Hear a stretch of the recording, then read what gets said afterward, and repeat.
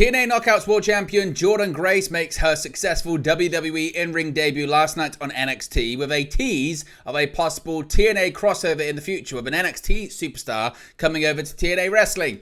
Ethan Page, his WWE in-ring debut match is set for the NXT Championship against Trick Williams. Tony D'Angelo successfully retains his NXT Heritage Cup last night. Gallows and Anderson attack Axiom and Nathan Fraser at a merch trailer, resulting in them being pulled from last night's episode of NXT. Wheeler Yuta is set to make his AEW in-ring return after being medically cleared to compete this Wednesday on Dynamite. A pitch has been made for the upcoming NXT Underground match to be competed inside the UFC Octagon at NXT Battleground this weekend. Plus, Wendy Chu, a new version of her, is set to return next week.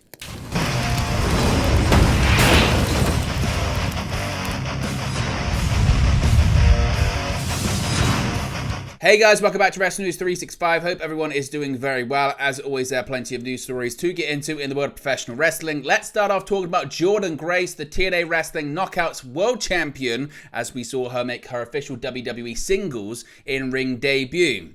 On last night's NXT, another crossover appearance from TNA Wrestling Knockouts World Champion Jordynne Grace as she made her singles debut in WWE. Now, after having met Stevie Turner last week in Ava's office and suggesting the match, Jordynne Grace's power was on full display in the opening bout between the two last night. In the end, Grace would pick up a dominant victory via pinfall after hitting her finishing move, the Juggernaut Driver. This was Grace's first ever one-on-one match in WWE, having previously been in the Women's Royal Rumble match earlier this year. With NXT Women's Champion Roxanne Perez on commentary for the match, she ended up getting into the ring afterwards as she and Grace had a face-to-face stare-down once more. When their face-off turned physical, Perez shoved Grace, who then shoved her back harder, knocking her down. But before Grace could do any further damage, Perez was able to escape the ring. Perez puts her NXT Women's Championship on the line on Sunday, June 9 at the UFC Apex in Las Vegas, Nevada against TNA Wrestling Knockouts Champion Jordynne Grace after a surprise announcement last week on the show. But what about future crossovers between WWE and TNA Wrestling? Well, maybe, just maybe, we got a little glimpse into the future in a backstage segment last night.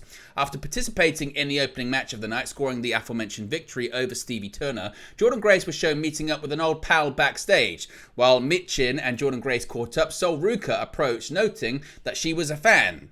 Jordynne Grace also interacted with Ariana Grace, who confirmed that they had the same last name but are not related. However, Tatum Paxley also popped up as well, sneaking up behind Jordynne Grace and attempting to touch her title belt. Jordynne Grace, of course, has an open challenge for her TNA Knockouts World Championship at the upcoming TNA Wrestling pay-per-view Against All Odds on June 14, so we could perhaps see an NXT challenger in the form of Paxley, set for after Grace and Roxanne Perez's match, NXT Battleground on June 9 for the NXT Women's Championship. The open challenge certainly seems like a good place for another crossover. So what do you make of this? Who do you think is going to cross over to TNA Wrestling? Is last night's backstage segment a hint at what's to come? And do you think there is a possibility that Jordynne Grace could win the NXT Women's Championship this weekend? Let me know your thoughts about it in the comment section below.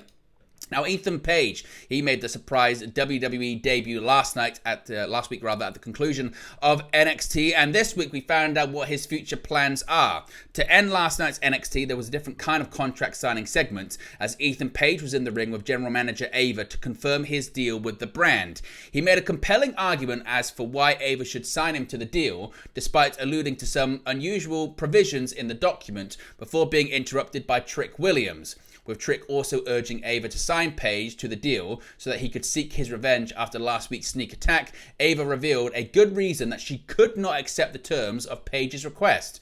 Ava mentioned that one of Page's contractual demands was that if he signs, he gets an NXT Championship match against Trick Williams at Battleground.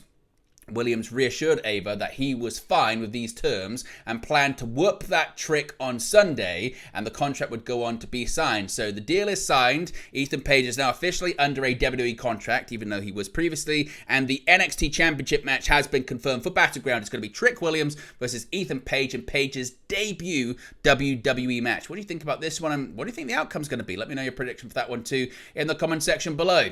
Speaking of titles, Tony D'Angelo retained his NXT Heritage Cup last night. The feud between the family and the No Quarter Catch crew continued on last night's episode of NXT as Tony D'Angelo successfully defended the NXT Heritage Cup against Damon Kemp.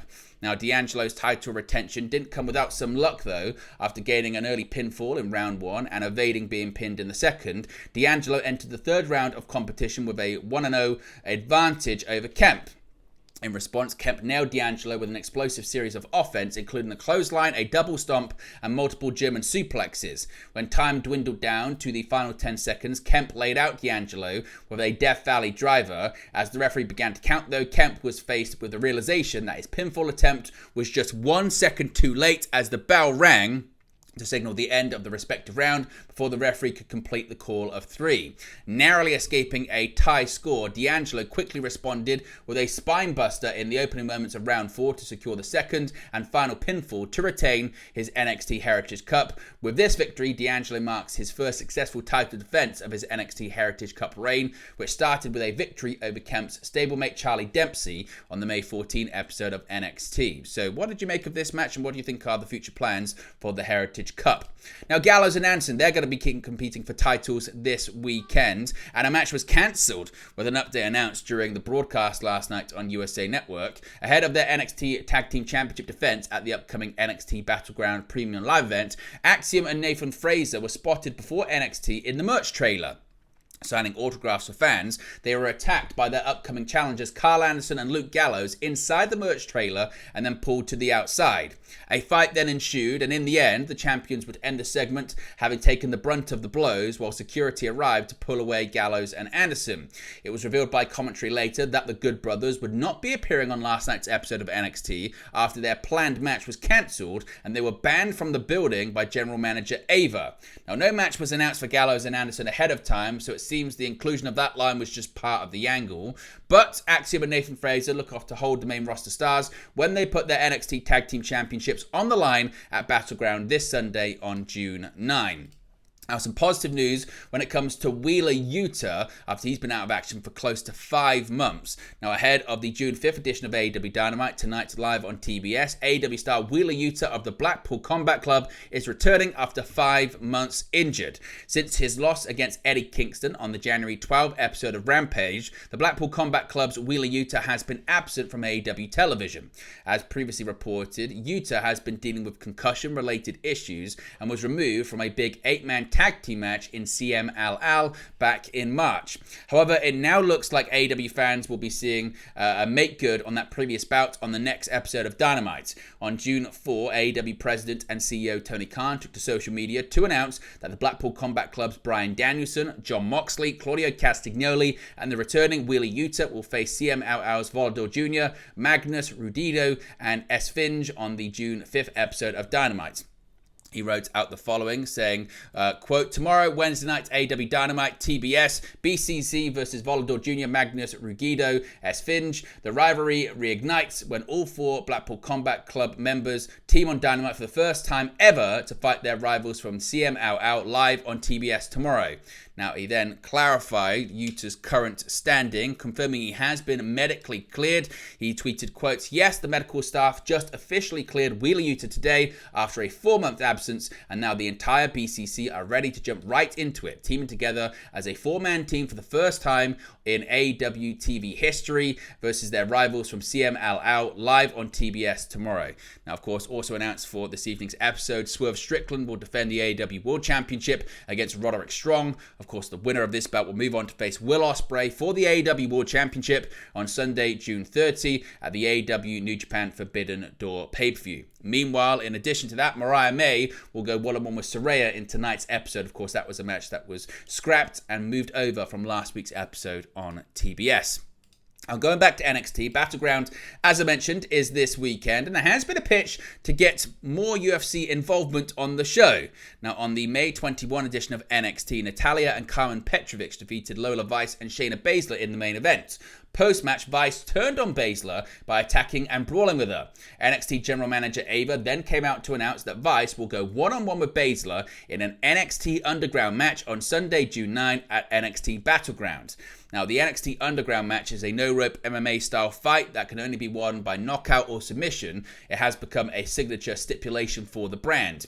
Now, Fightful Select has provided an update noting that at least one pitch for the Lola Vice and Shayna Baszler NXT Underground match has been to take place inside the UFC Octagon at Battleground. However, it's not been confirmed if this is officially planned for the NXT PLE at the UFC Apex this coming Sunday. Of course, we get any more details on that, what that would look like, we'll let you know. But do you like the idea of an NXT Underground match taking place inside the Octagon? Would UFC go for that? Would MMA fans go for that? Let me know your thoughts about that in the comment section below. And finally, a bit of an update when it comes to Wendy Choo. The sweet dreams of NXT appear to be no more, as a vignette teases a new nightmarish version of Wendy Choo. During Tuesday's episode of NXT, WWE showcased a video clip indicating the imminent resurgence of Wendy Choo. Dressed in her usual ensemble of fuzzy slips and a onesie, Choo can be seen presumably rising from her slumber to wash her face with water in a nearby bathroom sink. As the camera later pans to Choo's face, however, a noticeably darker aura is introduced, with Choo wearing dark eye makeup while she intensely stares into the mirror above the sink before it dramatically shatters. The respective vignettes ended with the announcement of Choo's return to NXT television, which will take place on the June 11 episode. Now, Choo's last NXT appearance took place on February 28, 2023, where she was attacked by a mystery assailant, later revealed to be Blair Davenport, in the WWE Performance Center parking lot. 2 months later, Choo returned to action for a quartet of matches on NXT Level Up, before being sidelined once again with an undisclosed injury. After nearly a year on the shelf, the 32-year-old laced up her boots for another NXT Level Up match, this time against newcomer Ren Sinclair on April 30, actually aired on May 10. Choo's in-ring comeback would continue with a 6-woman tag team victory over the likes of Stevie Turner, Izzy Dame, and Jasmine Nix on a recent NXT live event in Lakeland, Florida, but now looks like she's going to be returning to the ring on NXT proper. But there you go, guys, this latest pro wrestling news for you. Be sure to smash a like on the like button, be sure to subscribe bottom right hand corner. As always, let me know your thoughts in the comment section below, and I'll speak to you again very, very soon. Hey guys, thank you for watching, listening, or however you come across this video today. Be sure to click on the video on the right there to watch our next video, or click the bottom there to subscribe, or the bottom right hand corner. Thank you very much, and I'll speak to you again very soon.